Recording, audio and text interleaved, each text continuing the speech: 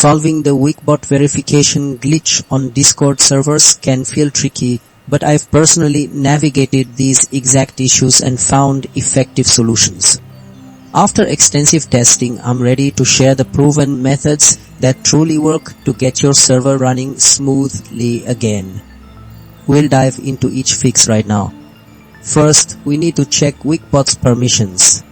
Think of it like this: if the bot is supposed to greet new members, it needs permission to see the welcome channel and assign roles.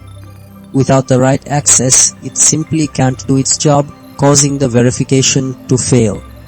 Ensuring it has the correct permissions, like viewing channels and managing roles, is vital for it to operate as intended. Next, we'll review the Wick Bot's own configuration.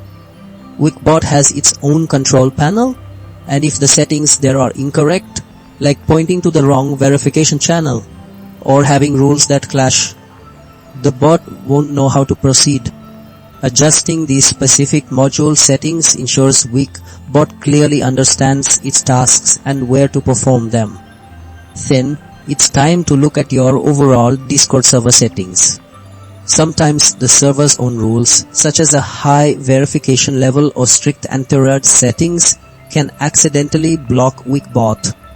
It's like a general security policy on the server that's too tight, preventing even approved tools from working.